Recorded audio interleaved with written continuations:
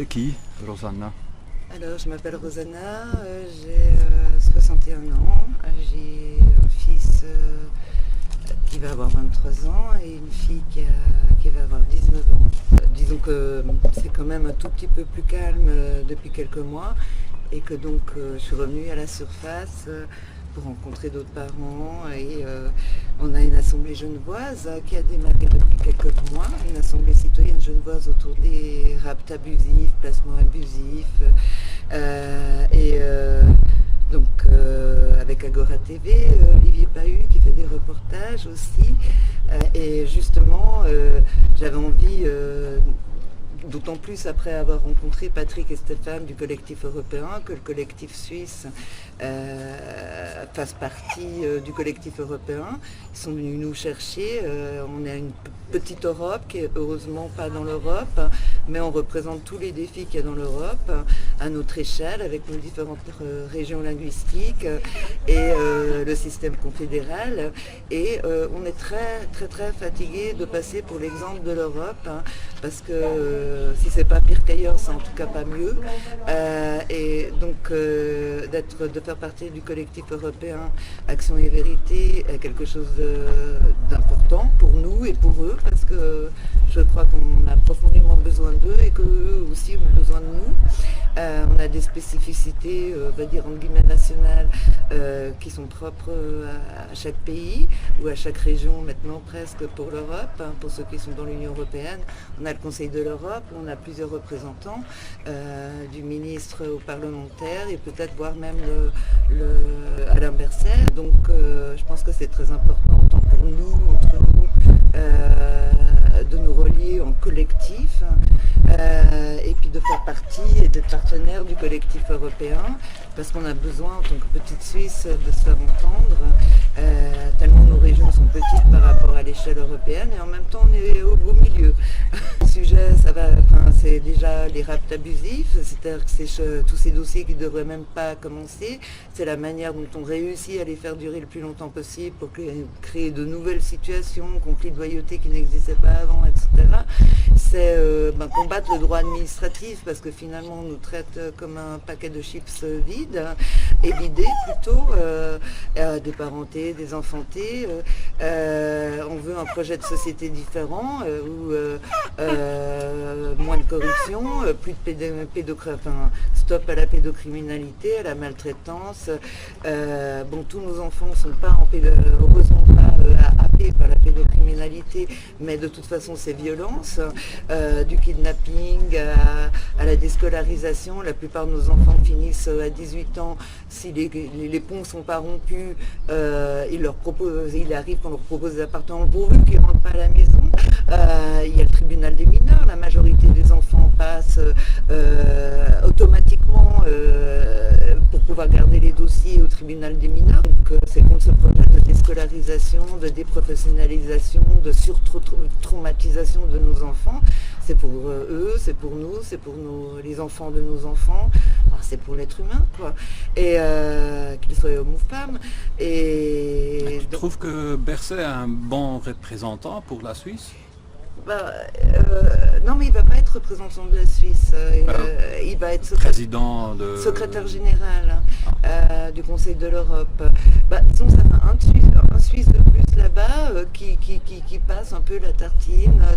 La Suisse est un bel exemple, puisque de 1890 à 1980, ils ont présenté leurs excuses, mais ils les ont présentées en 2013. Ensuite, il y a eu la commission d'indépendants d'experts. Ensuite, il y a eu une nationale qui va rendre on est en 2024, qui rend ses conclusions cette année pour passer surtout présent un peu, et un petit peu moins futur, mais il y a quand même au moins un mini débat dans la tour d'ivoire de l'université, tour d'ivoire, oui, et aussi donc la question de la formation, comment sont formés ces gens qui veulent nous remplacer, qui veulent remplacer les familles protectrices, parce qu'il est bien clair que la majorité des cas sont des cas qui n'auraient pas eu lieu d'être. Il est aussi clair qu'on donne beaucoup d'argent a des moyens pour que les gens, on ne peut même plus dire aller travailler, puisqu'il va y avoir de plus en plus de chômeurs, mais pour que d'autres gens s'occupent que les parents des enfants. Voilà, donc il faudrait donner cet argent aux parents pour qu'ils s'occupent de leurs enfants et se partagent les charges au niveau des parents de manière agréable et intelligente pour tout le monde. Donc c'est aussi donc voilà, c'est tous ces sujets-là.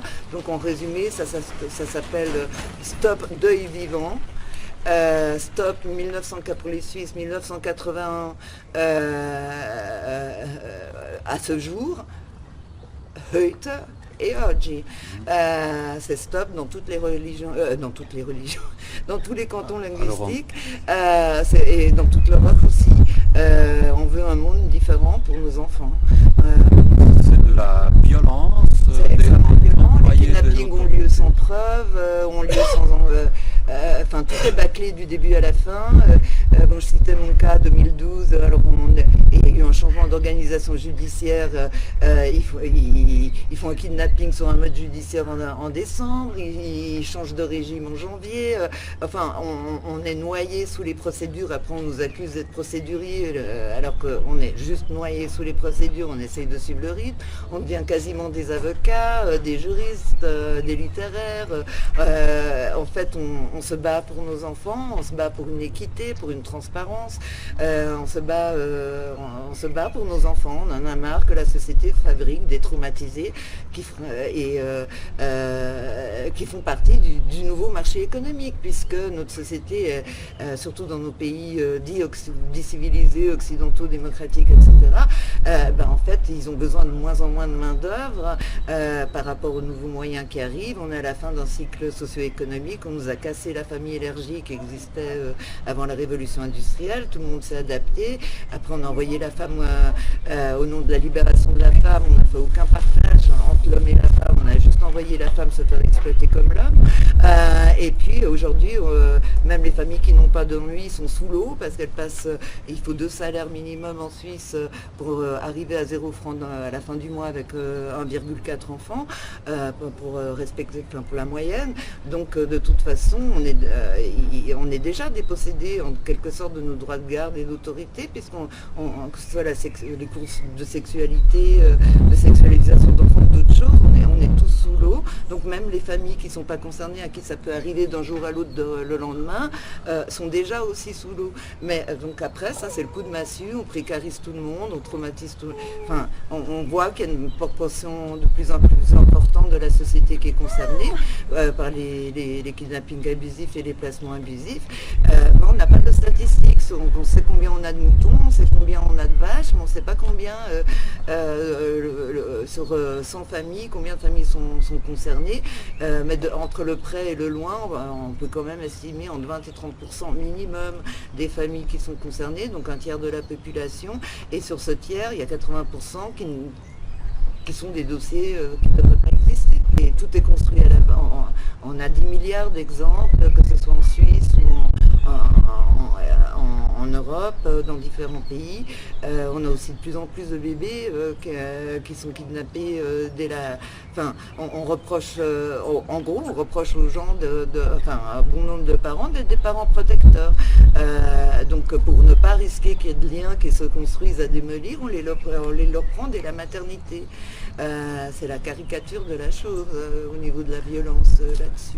Et comment tu penses que les droits de l'enfant et les droits de l'homme peuvent être réalisés en Suisse déjà et en Europe? Je pense qu'il faut pousser tout le monde au principe de cohérence et faire de plus en plus de colloques, de plus en plus où on a les 3 régions linguistiques qui sont représentées, où on invite de plus en plus d'Européens aussi à venir, puis nous aussi on va là-bas, donc déjà cet échange-là. Après, on aimerait, en tout cas pour les Suisses, relancer l'initiative Guido Fleury Suisse numéro 2, c'est-à-dire 1980 à ce jour, et puis effectivement avec la première initiative suisse de Guido Fleury qui n'a pas abouti en votation, mais aux 500 millions d'indemnités. Rappelons quand même que ces indemnités sont en plus, les gens peuvent aller les demander à partir de 2020, quand on sait que ça va jusqu'à 1980, il y a un petit problème. Enfin voilà,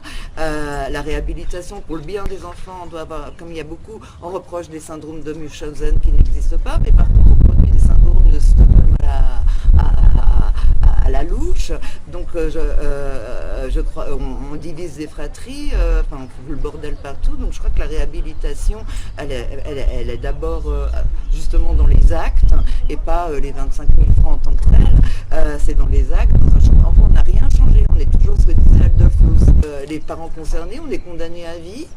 Mais qui est condamné à vie? Personne. Quel droit peut permettre? Donc c'est purement du droit administratif. Donc la famille est traitée comme une marchandise. Et pire qu'une marchandise, puisque dans les autres droits administratifs civils, l'État ne joue pas le même jeu. Il a une position où on peut dire civile. Les parties sont privées, mais tandis que là, l'État se comporte comme le propriétaire privé de la marchandise famille. Et c'est absolument inacceptable, parce que du coup, les intervenants jouent toutes les casquettes en même temps, et c'est de l'antidémocratie directe et en continu. Tu penses que c'est trop tard de porter plainte pénale pour ces actes? Non, je pense que c'est jamais trop tard de porter plainte. Moi, enfin, je veux dire, on peut toujours faire une révision de dossier. C'est vrai que dans la tourmente des tsunamis qui nous créent pendant, des fois, on n'arrive plus à suivre le rythme des procédures ou faire des démarches comme ça parce qu'on est pris sous l'eau. Mais les parents qui sortent la tête de l'eau, c'est jamais trop tard. Au pire des cas, on a dépassé le délai, mais au moins on a écrit la chose, au moins on l'a...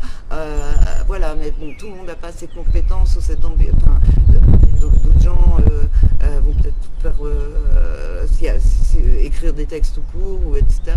Mais je pense que toute manière de s'exprimer est importante. Cette masse d'actes pénals, si tu y réfléchis, qu'est-ce que c'est les effets de tout ça sur un nombre de personnes, de victimes importants quand même en Suisse? Tu penses que c'est un crime contre l'humanité ou même un génocide? C'est un crime contre l'enfance. C'est un crime contre les familles, c'est un crime contre le droit à avoir... En fait, il y a une autre initiative en 2014, je laisserai parler la deuxième initiative de Guido Fleury, mais il y a une autre initiative au Conseil européen en 2014 qui a disparu, mais qui était très bien parce qu'elle disait qu'il n'y a aucune raison de placer un enfant ailleurs. Et elle parlait des kidnappings, elle parlait... Donc voilà, il faut vraiment pas réformer, parce que des réformes, il y en a eu tout plein. Il faut déjà qu'on soit plus en droit administratif. Soit on va directement en pénal au lieu d'aller après quand on essaye de dire des choses. Soit il y a une vraie concertation, un vrai projet. Mais ça demande aussi de redistribuer toutes les richesses autrement. En fait, contester les fondements de la protection de l'enfance telle qu'elle est appliquée toujours aujourd'hui, c'est venir contester tellement d'éléments constitutifs de la société sur l'économie, et puis tant que les gens ne sont pas touchés, ils ont même peur qu'on leur en parle parfois, alors que ça peut leur arriver d'un jour à l'autre. Honnêtement, si je parlerais de pessimisme actif, c'est-à-dire tout ce qu'on peut faire vaut la peine d'être fait.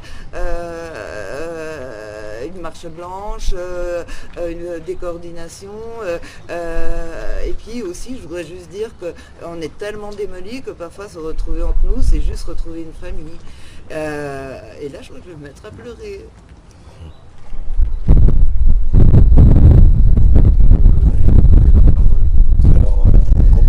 De situation, parler de nos cas personnels, on a beau être plus ou moins rodé à ça. Voilà, on est toujours dans l'émotion, que l'on le veuille, que l'on ne le veuille pas. Les années passent, mais les émotions et la souffrance restent toujours. Donc c'est pour ça que notre expérience de terrain avec le collectif Action ou Vérité nous a permis déjà dans un premier lieu en France de rencontrer plus de 400 familles. Donc, on a pu être confronté à leur dossier, à leur souffrance qui est bien spécifique parce que dans les placements que nous on peut considérer comme étant abusifs, ça concerne les ITEP, les enfants qui sont malades, ça concerne également les enfants qui sont atteints de troubles autistiques. Donc on est confronté donc à des décisions médicales qui sont mal interprétées par les services de l'ASE. Donc c'est pour ça que l'on entend souvent dans les procédures attouchement sexuel, viol d'enfant. Sauf qu'on s'est aperçu que dans les descriptifs, c'était mal analysé par les personnes qui faisaient les propres enquêtes. Ils n'étaient pas aptes à faire une étude psychologique sur l'enfant. Et pourquoi ils utilisaient ce terme-là plutôt que notre. C'est pour ça que on a vu des cas qui sont considérés comme étant abusifs, comme par exemple quand un médecin demande un traitement médical à base de suppositoires. L'enfant, quand il est questionné par les services sociaux, va dire on m'a mis des objets dans le cucu. Ou tout simplement un papa qui a la charge de son enfant, qui va essuyer les pleurs de son enfant après qu'il ait fait ses besoins. Mais malheureusement, l'enfant va dire on m'a mis le doigt autour du cucu sans mettre le doigt dedans. Et pourtant, c'était un fait qui, malheureusement, on va dire obligatoire pour un parent qui est seul, et mal interprété par les services sociaux qui veulent donner une directive différente au dossier qu'ils veulent traiter. Donc quand on parle d'accusations sur les parents, oui, ce sont des mensonges que l'on traite. On traite de mensonges. Les parents sont écartés de leur famille par rapport à des suspicions. Mais l'enfant, c'est la première victime de tout ça. Tout le monde l'oublie, l'enfant. Il est écarté de sa famille. Donc c'est pour ça que l'on dit qu'il faut remettre l'église au centre du village et recommencer par élargir les liens de la famille, déjà une grosse solution. Considérer le grand-parent, la grand-mère, l'oncle, la tante, le parrain. Autrefois, quand les parents allaient dans les champs qui ne pouvaient pas s'occuper de l'enfant, on le confiait à quelqu'un de la famille ou un parrain. Il n'y a jamais eu de problème. Maintenant, le sens de la famille est complètement piétiné par les services sociaux. Le lien parental, le conflit parental. Quand on voit dans les procédures le nombre de justement de création de conflits parental, mais tout ça, ça a été créé par les services de l'ASE.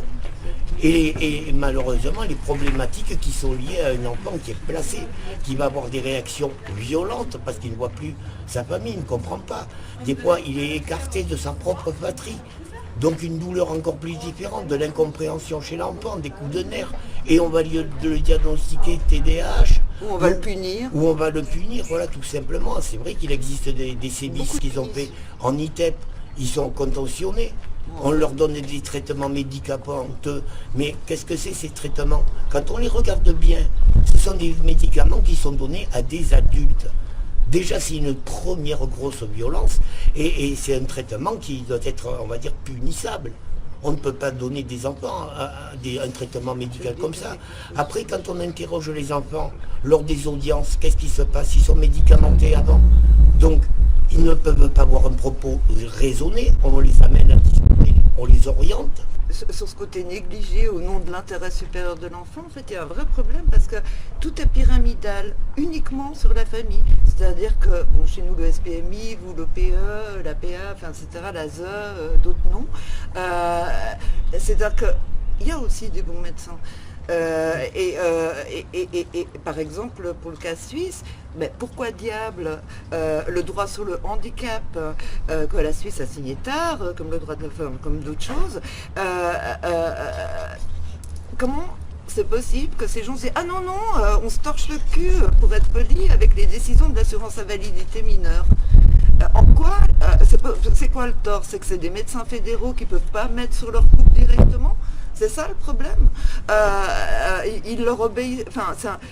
Donc, comment ça se fait que, par exemple, pour cet exemple-là, mais donc il y a ce truc pyramidal. Et pourquoi cette surpuissance de gens qui sont moins qualifiés? Et pourquoi alors forcément, sous la pression, il y a de plus en plus de médecins qui obéissent, ou il n'y a pas de l'argent quand on est dans un circuit. Il y a aussi des très bons médecins. Moi, la mineure, on n'a jamais eu de problème. Et ils ont complètement ignoré la chose. On peut diviser pour mieux régner. Oui, 2014 c'était pour les droits du père comme ceux de la femme, mais rien n'a été. Ils ont gâché des familles pendant 5 ans au titre ils ont démoli les conventions qu'il y avait avant, ils n'ont pas remplacé. Donc c'est vrai que cette pratique du diviser pour mieux régner, c'est pas possible que les intervenants protection entre guillemets de l'enfance soit à la fois fasse tout et soit intervenant dans tout. On a les mêmes intervenants après au tribunal des mineurs, on a les mêmes intervenants à la soutien à la parentalité.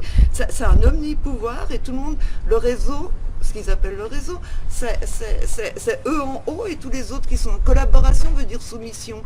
Alors toutes les familles qui étaient réellement protectrices, c'est-à-dire une grande majorité qui serait d'accord à la limite de collaborer, mais c'est pas possible parce que collaboration veut dire soumission, veut dire disparaître. Donc soit les parents abandonnent, soit ils se battent, il y a des mesures de rétorsion, les enfants subissent les mesures de rétorsion du parent qui se bat pour ses enfants. On arrive à des trucs de dingue. Et donc ça crée, je pense, on est dans une société qui va vers la banalisation de la violence, etc. C'est aussi ça qu'on veut arrêter. La violence des autorités. On aimerait un monde en paix, que ce soit à Gaza ou en Suisse. Mais je dois dire que moi, des fois, quand je vois Gaza, je me sens comme eux. On est détraumatisés de cette guerre contre les familles. On voudrait juste qu'ils cessent de faire la guerre à la famille. Et la famille, c'est le centre de la société. C'est ce qui garantit ce qu'ils veulent plus que soit garanti, c'est-à-dire des enfants qui grandissent bien. Ça peut arriver à n'importe qui, du jour au lendemain, l'enfant était heureux et il comprend effectivement plus rien du tout. Il ne sait plus à qui se fier, il y a ce troisième parent ou ultime parent qui le met en conflit de loyauté avec tout, et surtout, et ils finissent tous, une majorité, là aussi on n'a pas de statistiques, mais elles sont claires, ils finissent majoritairement, dans le meilleur des cas, à la jeune majeure, parce qu'au moins ça redevient socio-pédagogique, quoique des fois il y a 2-3 trucs, mais sinon c'est socio-disciplinaire, socio-punitif, c'est nouveau l'enfant, qu'il soit autiste, je rappelle c'était la journée de l'autisme mardi 2 avril,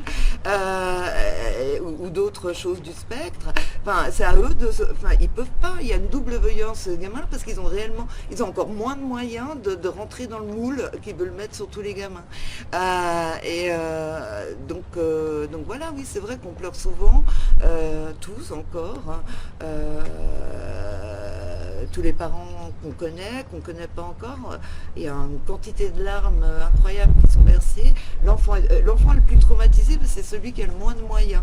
Alors il se défend comme il peut, alors il se met en repli, puis après on va dire aux parents, mais c'est on va toujours donner la faute aux parents, il faut vous qui voyez encore moins.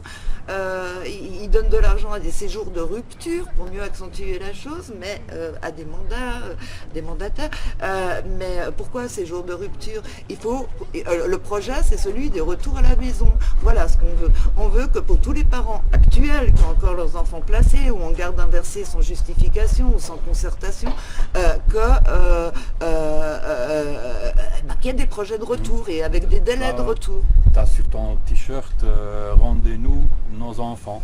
Je pense avec des pardons. L'argent qu'ils se sont fait, nos enfants auraient un bon moment quand même, non avec les parents. C'est sûr que si on voit tout l'argent qui est dépensé, soi-disant pour protéger nos enfants censés être en danger dans leur famille, parce qu'en fait c'est à l'origine c'est quand même pour ça qu'on nous retire nos enfants, c'est qu'on estime qu'ils sont en danger. À partir de là, dire rendez-nous nos enfants, avant ça n'existait pas. Aujourd'hui on le dit pourquoi haut et fort, parce qu'en fait on nous kidnappe nos enfants. On ne nous les prend pas tout bonnement parce qu'ils sont en danger. Il faut dire la réalité. La réalité c'est quoi aujourd'hui, quel que soit le pays européen, même si la Suisse n'en fait pas partie, aujourd'hui la Suisse est autant concernée que les autres, c'est-à-dire qu'on a en moyenne entre 7 à 8 enfants sur 10 qui ne devraient pas être retirés à leurs parents, ils devraient être aidés, certes peut-être par des difficultés de précarité ou éventuellement de divorce ou autre, mais non pas placés, alors qu'aujourd'hui c'est la priorité, c'est d'inventer des situations, la moindre suspicion, je dis bien montage de dossiers, parce qu'ils sont montés de toutes pièces, pour la grande majorité en tout cas des dossiers que nous on a pu visualiser, puisqu'on a accompagné plus de 400 familles pratiquement aujourd'hui en France sur 6 ans de travail, avec un seul objectif, c'est de chercher à comprendre pourquoi aujourd'hui les enfants sont placés massivement. On a quand même entre 30 à 40% de placements chaque année supplémentaires, ce qui est quand même alarmant. Ça laisse entendre qu'en 2025 en France, par exemple, en 2025, l'aide sociale à l'enfance devra assumer quelque chose comme 1 demi-million d'enfants sous mesure éducative. C'est pas rien, ça demandera de plus en plus de structures, de travailleurs concernés, d'accompagnement, d'aide ou autres, et de tribunaux bien entendu, ainsi que toutes les personnes qui gravitent autour dans le domaine médical, parce que les enfants malheureusement se dégradent, deviennent pour la plupart d'entre eux en tout cas obtiennent une reconnaissance handicapée parce qu'ils se dérèglent de toutes les façons possibles et imaginables. Ça veut dire quoi donc, pour revenir sur ce que je disais tout à l'heure, ça veut dire que rendez-nous nos enfants, ça veut dire quand on place un enfant aujourd'hui, admettons, on se dit dans l'urgence, on place l'enfant, on discute après. D'accord, je veux bien, notion de danger, ok. Sauf que derrière, comment ça fonctionne? Parce que beaucoup de gens ne savent pas comment ça fonctionne la justice en elle-même. Normalement, la justice se doit, dans un premier temps, de faire une mesure de placement de l'enfant pour l'écarter de sa famille, le mettre en sécurité, soit dans la famille d'accueil, soit dans un foyer, ou soit éventuellement chez l'autre parent, on estime être le parent bienveillant. Sauf que c'est rarement le cas, c'est plutôt aux malveillants à qui on remet l'enfant, mais bon, c'est un autre problème. Juste pour dire que le magistrat intervient, dit voilà, je vous ai pris votre enfant parce que l'aide sociale à l'enfance va s'en occuper, va faire une évaluation de la situation et va pouvoir, dans l'intérêt de l'enfant et de la famille, parce que ça reste quand même le code de l'action sociale, c'est l'enfant et la famille, c'est pas que l'enfant, faut pas l'oublier. Nous allons mener une enquête sur 6 mois et dès lors, à partir de là, dans 6 mois, on se revoit, on revoit le problème et on rediscute. Sauf que 6 mois après, la première semaine de travail n'a même pas été mise en place. Pourquoi? Parce qu'on a les travailleurs sociaux, eux-mêmes qui le disent, qui le reconnaissent, au lieu de gérer 6 à 8 situations maximum pour rester dans les clous d'un travail honnête et intègre, mais surtout avec pertinence et performance, eh ben, ils ont 25 à 30 dossiers à suivre. Donc eux-mêmes le disent qu'ils ne peuvent pas travailler sur le moindre dossier. Donc ils sont obligés de faire un tri, de faire une sélection et de privilégier, je dis bien, de privilégier quelques cas. Quelques cas. Le reste, ça reste du virtuel. C'est-à-dire, on doit faire un rapport parce qu'il y a une audience, on prend un copier-coller, ils ont un système informatique où ils retrouvent, on l'a vérifié. Dans plusieurs départements en France, on a eu des copier-coller identiques et à l'arrivée, on ressort toujours la même chose. Bien entendu, c'est souvent les accusations nouvelles. Prenons un exemple tout simple, le mien par exemple. Moi, j'ai toujours été une personne bienveillante dans ma vie, j'ai 62 ans aujourd'hui, et 3 grands-enfants d'un mariage, j'ai une fille qui a 40 ans et 2 garçons, un de 39 et un de 37. J'ai une vie merveilleuse, mon ex-femme et moi, on est les meilleurs amis du monde, on est restés des parents, même si nos enfants sont grands, on est toujours les mêmes parents, ça n'a rien changé.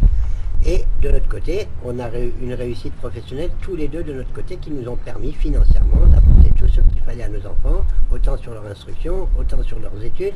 Et on a 3 enfants que beaucoup de parents aimeraient avoir, avec une réussite professionnelle comme beaucoup ne peuvent pas se vanter d'avoir, c'est-à-dire du 100% sur les 3, pratiquement. Juste, je ne vais pas donner tout le détail, mais j'ai des enfants, aujourd'hui on ne s'inquiète pas pour eux. Et puis un jour dans ma vie, après avoir divorcé en 2000, donc après être parti dans le sud de la France, puisque j'habitais dans le nord de la France. J'ai fréquenté une femme maintenant soit peu dans ma vie, après 7 ans de célibat. Tout simplement, comme ça, sans lendemain, ça n'a pas marché. Voilà, on s'est vu plusieurs fois, puis ça n'a pas marché, donc je l'ai laissé tomber. Avant d'apprendre 7 mois après que je devenais papa. Donc dans une situation où j'ai pas voulu être papa, une 4e fois, encore moins de vivre avec une femme et d'avoir un enfant, donc il n'y a pas eu de contrat véritable ou autre. Juste la découverte, la surprise, ben tiens, tu deviens papa. Et tout ce que je voulais juste faire, c'est devenir le père de ma fille. Tout simplement lui apporter ce dont elle avait besoin. La maman était en grande difficulté, elle avait vécu un très violent divorce qui a laissé beaucoup de conséquences et de traumatismes sur cette femme que je plains, même si elle a été mon amie depuis 12 ans. Je la plains vraiment parce que c'est une véritable victime des travailleurs sociaux en eux-mêmes, puisqu'ils ont aussi placé ses fils à elle quand elle avait divorcé. Donc je ne savais pas tout ça, je l'ai appris qu'après. Et qu'elle était rentrée plus de 40 fois en soins psychiatriques. On l'a retrouvée dans la rue, des fois complètement alcoolisée, en train de délirer, parler toute seule. Donc voilà. Juste pour dire que donc j'ai eu un enfant, j'ai juste essayé d'être son papa. Je l'ai reconnu. Ils n'avaient rien pour me l'apprendre parce que j'avais une vie stable, un travail, tout ce qu'il fallait et pour accueillir mon enfant. Et 13 mois après, ils sont venus chez moi, 3 policiers, 3 gendarmes, comme ça, pour prendre ma fille, pour partir avec. Et tout simplement et bonnement, comme quoi qu'elle était en danger, qu'il y avait des violences intrafamiliales, que je frappais ma fille, alors que je connaissais bien les gendarmeries, le lieutenant de gendarmerie qui nous connaissait bien, qui me connaissait bien, moi et ma fille, quand je dis nous, eux-mêmes ont fait des lettres au juge, c'est pas vrai, on les voit tous les jours, il n'y a aucun problème. Mais non, ils sont venus me prendre ma fille et depuis, donc ça fait 12 ans que je me bats pour être le père de mon enfant, mais surtout de me sortir du piège dans lequel je suis. Parce que en étant quelqu'un de parfaitement stable, avec une réussite professionnelle, plusieurs prix qualité de travail, je me démarquais vraiment. Hein. J'ai été 2 fois finaliste des championnats de France des conducteurs d'engins, par exemple, en 2 participations. Une fois premier, une fois troisième. À 16 ans d'intervalle, c'est pas rien. Et ça prouve que j'avais encore des capacités. Enfin bref, on va pas refaire ma vie. Et j'ai pas peur de le dire. Comme j'ai le droit de marquer, puisque les jugements sont rendus au nom du peuple, on a le droit, au nom du peuple, de publier les décisions. Donc je publie les décisions et j'explique les raisons pour lesquelles aujourd'hui ces gens sont de véritables criminels. En gros, donc c'est pour ça que rendez-nous de nos enfants, ben c'est notre combat parce que quoi qu'on fasse, quoi qu'on dise, quoi qu'on essaye, quels que soient les moyens qu'on met, financiers ou autres, on ne prend pas, on les garde. Il y a en ce moment maintenant une pétition qui circule pour un organe de contrôle indépendant. Bon, on sait que les pétitions, on sait que... mais voilà, c'est l'idée effectivement de comment est-ce qu'on peut les contrôler. C'est eux le mauvais parent. C'est pas nous la maltraitance. Moi j'ai eu une AMO qui a osé écrire maltraitance institutionnelle. Dans le journal des AS, j'ai retrouvé comment ils s'excusaient à plates excuses parce que c'est eux l'employeur en même temps. Non seulement ils sont exécutants, mais ils sont aussi employeurs. Donc, il s'est excusé d'avoir écrit maltraitance institutionnelle. Je lisais ça dans le journal. Et puis, ou bien, je parlais avant des jeunes majeurs de la démolition programmée. Quand ils veulent vraiment pas lâcher un dossier, non seulement, bon, à Genève, on a TPA et TPE, puis ça forme le TPAE, c'est PEA, APEA. Donc, ils sont capables de demander une curatelle au TPA pour le parent pour qu'il fasse plus de recours, etc. Il se trouve que le TPA a donné tort, n'a pas accepté de donner la curatelle. Alors vous avez le TPA qui dit une chose et le TPE qui dit une autre. Ils s'engueulent même. Mais tous ceux qui ont toujours le surpouvoir pyramidal dont je parlais, c'est le TPE, c'est ceux qui s'occupent des enfants. Donc effectivement, et puis ils ont un ego surdimensionné. Si quelqu'un leur dit par exemple, il arrive rarement, mais qu'une expertise médico-légale, ça a été mon cas, donne raison à la mère. Et non pas à la PA ou au TPA.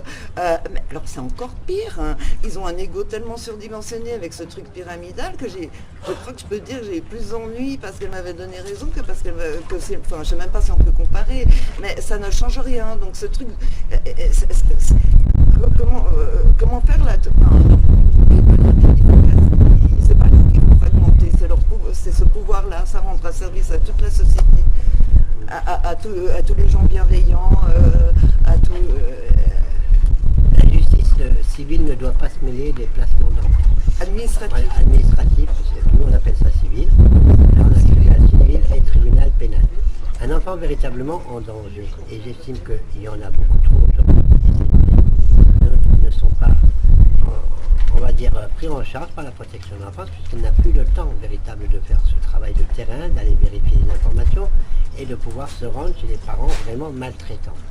De pouvoir aussi faire des démarches auprès des hôpitaux, pour voir si les enfants étaient régulièrement à l'hôpital ou les médecins traitants pour des soins suite aux coûts éventuels qu'ils auraient pu recevoir. Aujourd'hui, la justice civile, elle n'est pas là, elle ne devrait pas être là dans le cadre du déplacement d'enfants, elle devrait être là que dans le cadre du divorce. On a besoin d'une justice civile dans le cadre d'un divorce parce qu'il y a des parents, il y a des enfants, on doit respecter les droits des enfants et surtout des parents, parce qu'on est dans un divorce, et faire en sorte que ça se passe bien. Moi, je pars du principe qu'un juge pour enfants, il ne doit exister que du côté pénal. On a des enfants dangereux, violents, criminels, ok, ça c'est le gros morceau du pénal. Et de l'autre côté pénal pour les parents qui sont violents envers leurs enfants, et non pas des enfants, parce qu'on a juste des enfants qui s'occupent des enfants qui sont criminels. Mais on a des juges pour enfants qui s'occupent des parents qui, eux, sont les parents malveillants, violents, c'est eux les criminels. Voilà, c'est plus l'enfant. L'enfant doit être protégé à ce niveau-là. Ils culpabilisent d'abord le parent, puis après au tribunal des mineurs, ils culpabilisent l'enfant de la situation dans laquelle ils l'ont mis. C'est-à-dire que quand on veut ne pas clore une curatelle côté enfant, puis qu'on veut donc continuer par le biais du tribunal des mineurs, mais vous opposez encore plus les parents. Donc tout le monde est coupable, les juges s'amusent à culpabiliser tout le monde au même endroit pendant donc l'enfant il est martyrisé parce que déjà on l'a kidnappé, on l'a ôté à sa vie d'avant. Alors, il peut même pas s'exprimer, être mal dans sa peau, il n'a même pas le droit d'être mal dans sa peau. Alors, soit il finit, c'est ce que je disais avant. Et puis en plus, alors à 18 ans, ils veulent toujours pas laisser le dossier, c'est une pratique de plus en plus courante. Ils demandent une curatelle au tribunal adulte pour le même jeune qu'ils ont kidnappé. Puis donc un bébé que tu prends à la mat, c'est à 0 ans, tu peux aller au tribunal des mineurs dès 10 ans en Suisse, et tu peux en sortir qu'à 25. Non, enfin je veux dire, tu peux en sortir avant, même 18, ça dépend. Mais ils ont des mesures qui peuvent aller jusqu'à 25 ans, soit parce que le jeune est d'accord, il est complètement paumé, soit pour continuer à se faire ce qu'ils avaient fait avant, et ils veulent tout le temps avoir raison. Le socio-disciplinaire et le socio-punitif doit gagner. Mais on tue les gens comme ça. C'est le socio-pédagogique, c'est le socio-familial qui doit gagner. C'est pas le socio-fragmentaire, éclaté. Et on a vraiment l'impression qu'il y a une politique qui à casser les liens, qu'économiquement ça va être rentable. Et puis nous, on veut pas. Ça a des conséquences psychologiques aussi. La branche psychiatrique est très présente aussi dans le gouvernement. Il y a plein de neuroleptiques. Aller visiter une prison pour mineurs. Enfin, vous êtes majeur, je pense que ça va pas. Mais c'est plus choquant parce que c'est des enfants. En 10 et 18 ans, tu es encore un enfant en fait. Enfin, je veux dire, tu as encore besoin de tes parents. Le Code civil dit en Suisse, tant qu'un enfant n'a pas une première formation aboutie, tu es responsable de le mener vers son indépendance, son indépendance, un minimum d'indépendance. Donc, et même si tu n'as plus d'argent, tu as toujours un cerveau ou un cœur ou de l'imagination, une chambre dans une étable. Tout ce que tu peux faire, tu dois le faire pour le mener vers son indépendance. Et en fait, ils nous empêchent de les mener à leur indépendance. On a l'impression que c'est surtout d'ailleurs, dès que les parents, les violeurs, il y a des violeurs, en canton de Vaud, là, il y avait le procès fameux de la jeune fille, plusieurs enfants, 8 ans de curatelle, 8 ans de viol. Donc les parents qui contestent pas, ça va bien. Enfin, je dis pas que tous les cas sont comme ça, mais ce que je veux dire, on ressent clairement que quand on n'a pas tort, on va être plus combattu que si on a tort. Et ça va pas du tout. C'est violent pour les enfants. Voilà. C'est une introduction dans le monde des drogues, non, des stupéfiants. Non, alors, ce qu'il y a, c'est que là, quand tu mets des gamins dans des situations comme ça, ils deviennent prédélinquants. Tout à fait pour. Ils inventent même des trucs de. Enfin bref. Si ça n'existe pas, ils vont créer les circonstances. Mais ça peut être même purement qu'il a mal. Rencontré beaucoup d'enfants placés, anciens enfants placés. Qu'est-ce qu'il est devenu? Oui, moi j'en ai rencontré beaucoup de gamins qui sont placés de la protection nationale des mineurs. Parce que ça a été le cas du mien. Et puis pourquoi ça a fini des fois vraiment parce que ils matraquent aussi les gamins. T'es un homme, t'as plus besoin de tes parents. Moi j'ai entendu des phrases comme ça à 11 ans, à 10 ans. Et puis ou bien s'il y a une reconnaissance d'handicap qui était préalable, donc ergo, logo, orthoptique, enfin toutes ces choses qui permettent à un enfant, c'est comme des lunettes. Si t'es myope, ce qu'on va dire à un gamin de 10 ans. Tu dois te passer de lunettes, sinon t'es pas un homme. Mais c'est un martelage à la prison pour mineurs, ce genre de phrase. Et puis, et donc prédélinquants, pourquoi? Parce qu'ils se retrouvent effectivement complètement, ils sont désocialisés. Un jeune homme, une jeune fille, bon, il y a plus de garçons. Comme tout est normalement constitué, tu as besoin de sentir que tu as des relations aussi d'amitié, que tu peux compter sur tes parents qui sont à côté de toi, que tu es dans la sweet home, que tu as besoin de te reposer, tu peux rester à la maison. Si tu as besoin d'un conseil en études ou en formation, tu peux demander à ton papa, à ta maman. Et donc en plus, ils livrent des jeunes à 18 ans, mais ils nous ont coupé tous les outils qu'on pouvait leur donner. Et en plus, on les met en conflit de loyauté. Surtout les jeunes filles aussi, mais il me semble,